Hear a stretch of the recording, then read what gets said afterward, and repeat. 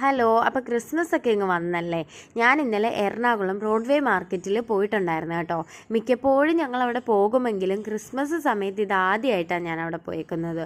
കണ്ടപ്പോൾ തന്നെ ശരിക്കും വണ്ടറടിച്ച് നിൽക്കുക. എവിടെ പോകണം, എങ്ങനെ പോകണം, എന്ത് വാങ്ങണം, ഏത് വാങ്ങണം എന്നൊക്കെയുള്ള ടെൻഷനിൽ ഞാനിങ്ങനെ കറങ്ങി നടക്കുവാണേ.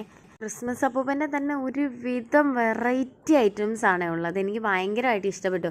അതേപോലെ പുൽക്കൂട് അലങ്കരിക്കാനുള്ളതും നമ്മുടെ വീട് അലങ്കരിക്കാനുള്ളതും എല്ലാ സാധനങ്ങളും, ലൈറ്റും കാര്യങ്ങളൊക്കെ ആണെങ്കിൽ അടിപൊളി. കുറേ സ്റ്റാർസൊക്കെ ഉണ്ടായിരുന്നു വെറൈറ്റി. ഒരു ചേട്ടൻ ദാ അവിടെ നിന്ന് പേപ്പർ സ്റ്റാർ ഉണ്ടാക്കുന്നു.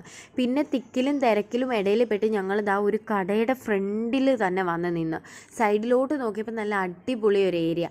എന്നാൽ പിന്നെ അങ്ങോട്ട് പോയേക്കാന്ന് വിചാരിച്ച് ഞങ്ങളെല്ലാം കൂടി അങ്ങോട്ട് പോയി.